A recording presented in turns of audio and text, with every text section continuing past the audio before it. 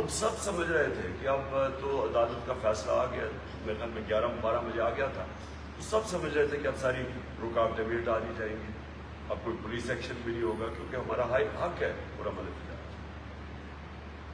تو جو چیزیں قوم نے دیکھی، جو قوم کے سامنے چیزیں آئیں،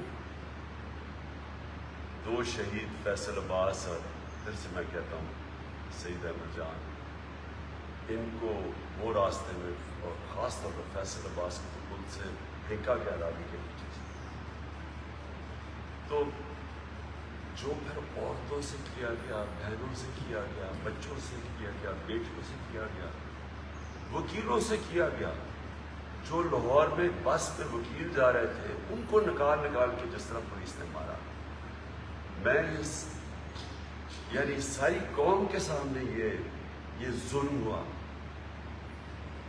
اور جس طرح پولیس نے پنجاب پولیس کو استعمال کیا گیا، کیونکہ میں پنجاب پولیس کو جانتا ہوں، ہمارے 3.5 سال میں بڑے اچھے آفیسرز دیکھے، لیکن انہوں نے چن کے ان آفیسرز کو اوپر بٹھایا، جو اسلام آباد کے آئی جی کو سزا ہونے والی تھی لاہور سیف سٹی کے پروجیکٹ کی کرپشن، اس کو واپس لے کے آئے شہباز، انہوں نے چن کے لوگوں کو پلیس کیا اور ان سے پھر ظلم کروایا۔ ہمارے جس طرح انہوں نے عمر ایوب ایک منسٹر، وہ بات کرنے گئے پولیس کے ساتھ، جو اس کو انہوں نے مارا ہے بے دردی سے۔ میں ابھی تک میں یہ سوچ رہا ہوں کہ کون اپنی عوام کو، لوگوں کو، شہریوں کو، بچوں کو، عورتوں کو، بیٹیوں کو، کون سی پولیس اس طرح ملک دشمن کر کے اس طرح مارتی ہے؟ اور جیسے جیسے راستے میں ہمیں خبریں آتی گئیں، کیونکہ ہمیں بڑی دیر لگی، 20 گھنٹے لگے پہنچتے اور خاص طور پر جب ہم پنڈی اور اسلام آباد میں جب گھسے، تو جس طرح عوام نکلی اور ساری رات عوام کھڑی رہی سڑکوں کے اوپر، میں حیرت تھی کہ فیملیز کھڑی تھی، بچے تھے، بچے اٹھائے ہوئے تھے لوگوں نے۔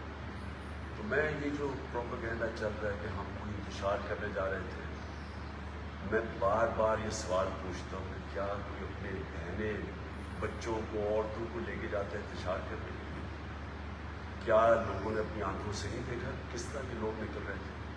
جب شیلنگ کی گئی ڈی چوک کے اندر، بار بار شیلنگ کی گئی، دیکھا نہیں؟ اب تو سوشل میڈیا پہ تصویریں ہیں کہ کون لوگ تھے جن کے اوپر وہ شیلنگ کر رہے تھے، کون سے دہشت گرد تھے، یہ کس طرح کی، کون سی پولیس اپنے لوگوں کے اوپر اس طرح کرتی ہے؟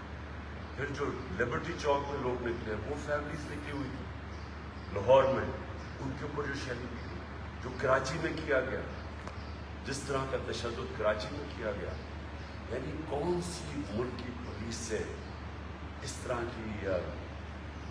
کا ظلم کرواتے ہیں؟ یہ ہیں یزید کے ماننے والے لوگ، یہ ہیں ان کے فالوورز یزید کے، رانا ثناء اللہ، شہباز شریف، حمزہ شریف، یہ وہ لوگ ہیں۔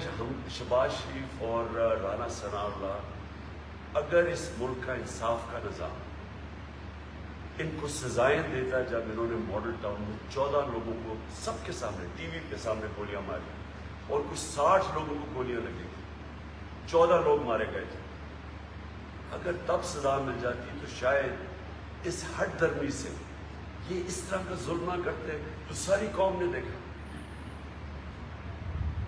تو میں ایک اپنی پارٹی کے بڑے میرے لوگ مایوس اندر سے، ہمارے کارکن، کہ آپ نے کیوں نہیں وہاں بیٹھ گئے؟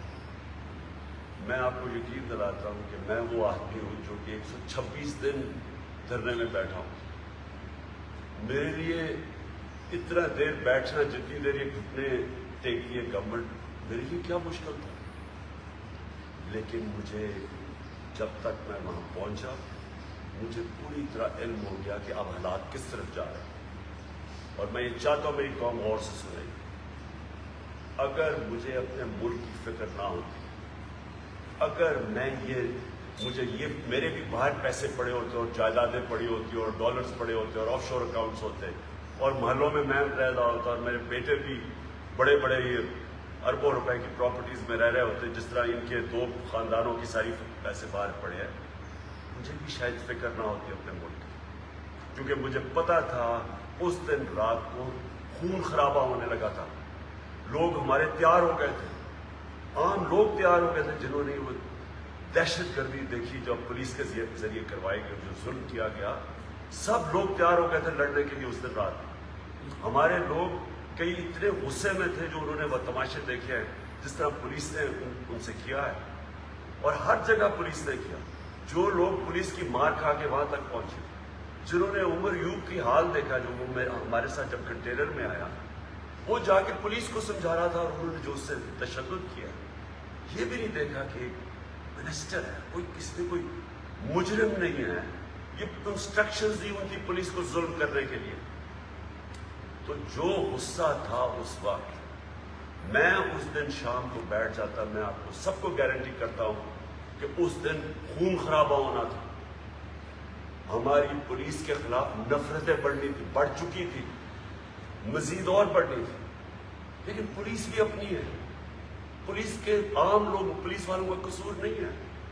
یہ اوپر جو انہوں نے بٹھائے ہوئے تھے مجرم، اور یہ جو گلو بٹ بٹھائے ہوئے تھے، اور جو پیچھے سے یہ یزید، میں پھر سے کہتا ہوں، یہ یزید کے وہ ماننے والے ہیں جنہوں نے ان کو آگے کر رہے تھے کہ ان کہہ رہے تھے ظلم کرو. اگر وہاں خون خرابہ ہو جاتا، ملک میں انتشار بڑھنا، ملک کے آگے معیشت کا جو حالات ہے وہ آپ اس کے بعد میں بات کروں گا، اس کے اوپر یہ انتشار شروع ہو جاتا، یہ میرے ملک کا نقصان تھا. اس کو کوئی یہ نہ سمجھے کہ کوئی ہماری یہ کمزوری تھی، اور یہ بھی کوئی نہ سمجھے کوئی ڈیل ہوئی. یہ بھی جی میں باتیں سن رہا ہوں کیونکہ کوئی اسٹیبلشمنٹ سے ڈیل ہوئی ہے، میری کوئی کسی سے ڈیل نہیں ہوئی. میں نے صرف تب یہ سوچا کہ میرے ملک کو نقصان ہوگا، نفرتیں بڑھیں گی، اداروں کے بیچ میں اور عوام اور اداروں کے بیچ میں فاصلے بڑھیں گے. یہ ہمارے ملک کی کمی، ملک کو نقصان ہے، دشمنوں کا فائدہ ہے. یہ صرف ایک چیز تھی جس نے مجھے روکا وہاں بیٹھنے سے. اور میں یہ واضح کر دوں کہ اگر کسی کا خیال ہے، یہ ان کو خوش فہمی ہے کہ ہم اب آرام سے کوئی ان سے نیگوشیٹ کریں گے اور اس کو تسلیم کر لیں گے، اس امپورٹڈ حکومت کو تسلیم کر لیں گے، کسی کوئی غلط فہمی میں نہ رہے. میں نے یہ فیصلہ کیا ہوا ہے کہ میں اس کو جہاد سمجھتا ہوں. میں جب تک زندہ ہوں میں اس کے سامنے کھڑا ہوں گا. مجھے کسی چیز کی نہ کوئی فکر ہے، نہ پرواہ ہے ذاتی طور پہ، صرف اپنے ملک کی فکر ہے. لہذا میں آج یہ واضح کرتا ہوں کہ ہم 6 دن دے رہے ہیں. اس کے اندر اگر انہوں نے نہ اناؤنس کیا، انہوں نے نہ واضح طور پہ اناؤنس کیا کہ کب یہ ڈیٹ اناؤنس کریں گے الیکشن کی، انہوں نے واضح طور پہ یہ نہ بتایا کہ اسمبلی ڈیزالو کر کے ڈیٹ کب اناؤنس کریں گے، یہ میں اب پھر سے نکلوں گا اور میں آپ کو واضح کر دوں کہ اب ہم نکلیں گے تیاری کر. ہماری کسی کی تیاری نہیں تھی. جس طرح کہ پولیس کا ہمارے اوپر حملہ ہوا، کوئی بھی تیار نہیں تھا اس کے لیے. ہم سارے جب خاص طور پہ جب سپریم کورٹ کا ایک آرڈر چلا، جب ہم نے تو سوشل میڈیا کے اوپر ہی دیکھا، ہم سب کو یہ لگ گیا کہ اب راستے کھل جائیں گے اور اب کوئی مسئلہ پولیس کا نہیں ہوگا. لہٰذا کوئی تیاری نہیں تھی. جو ڈی چوک میں بھی لوگ تھے، اچھا ڈی چوک میں یہ کہتے ہیں کہ ریڈ زون میں چلے گئے، لوگوں کو کیا پتا. انہوں نے ہم سے پرمیشن مانگ رہے تھے کشمیر روڈ کی یا سری نگر ہائی وے کی، ہمیں پرمیشن ہی نہیں مل رہی. تو ہم نے کیا لوگوں کو بتاتے ہیں، ایک ہی چیز سارے جو دھرنے میں لوگ جانتے تھے وہ ڈی چوک تھا. اس لیے ہم نے ڈی چوک کا ایک پوائنٹ تو بتانا تھا. اس کے بعد کمیونیکیشن، اتنے ڈرے ہوئے تھے کہ اتنے بزدل کرپٹ لوگ ہمیشہ بزدل ہوتے ہیں. سارا میڈیا چینل کے اوپر کبھی وہ ARY کو کبھی کریں کیونکہ ادھر سے لوگ انفارمیشن لے رہے تھے، باقی چینلز پہ پریشر ڈالا ہوا تھا.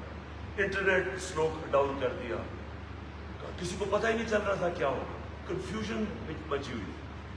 آنے میں ہمیں دیر ہوگی کیونکہ آنے میں ایک تو دیر ہوئی کہ جب اسلام آباد میں کچھ سارا راستے میں پبلک نکلی ہوئی تھی، ادھر دیر ہوئی، لیکن راستے میں جو رکاوٹیں تھیں سارا وقت برہان کے اوپر جو انہوں نے 3 جگہ پہ رکاوٹیں ڈالی، وہ ساری رکاوٹیں پار کرتے آئے، کیونکہ ہم سمجھے اب رکاوٹیں ہٹا دی جائیں گی، وہ نہیں ہٹائی گئی۔